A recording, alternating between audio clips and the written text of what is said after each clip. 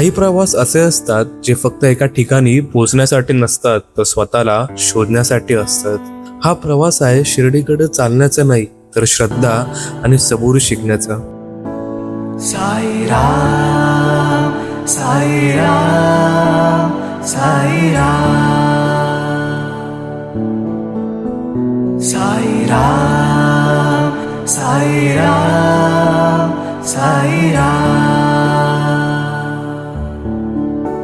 सुरुवातीला उत्साह, एनर्जी आणि मनात एक वेगळंच समाधान होतं. ओम श्री साई भगवते नमः.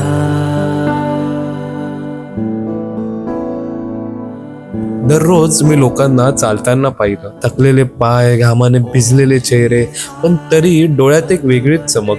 प्रत्येकाच्या चेहऱ्यावर एकच भावना होती, बाबा आम्ही येतोय.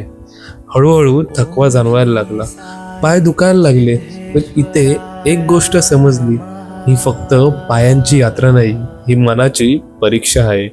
थकलेले पाय पण थांबले नाहीत, डोळ्यात अश्रू पण हार मानली नाही.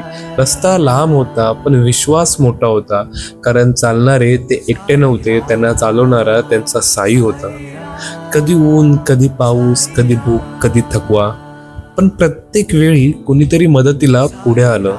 इथे कळलं, पालखी फक्त चालण्याची नाही, ती एकमेकांसोबत जगण्याची आहे. श्रद्धा आणि सबुरी हे शब्द आधी फक्त ऐकले होते, पण इथे लोकांच्या चेहऱ्यात, त्यांच्या चालण्यात ते जगलेले पाहिले. त्यांच्या प्रत्येक पावलांसोबत मी काहीतरी शिकत होतो. श्रद्धा म्हणजे जेव्हा काही दिसत नाही तरी विश्वास ठेवणं, आणि सबुरी म्हणजे जेव्हा सगळं थांबल्यासारखं वाटतं तरी शांतपणे पुढे चालत राहणं. शिर्डी जवळ येत होती, पण थकवा अजूनही होता, पण आता त्यावर विश्वास जिंकत होता. प्रत्येक पावलात आता वेदना नव्हती, तर एकच आवाज होता, साईराम साईराम साईराम. आणि मग तो क्षण आला, शिर्डी. नमः. ओम श्री साई सर्वधाराय नमः.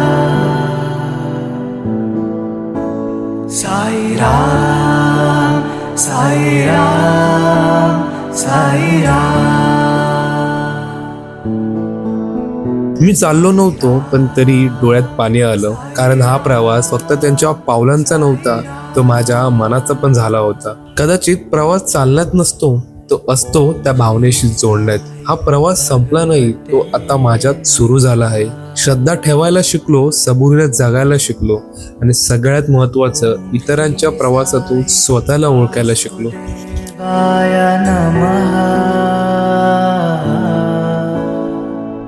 ओम श्री साई भगवते नमः.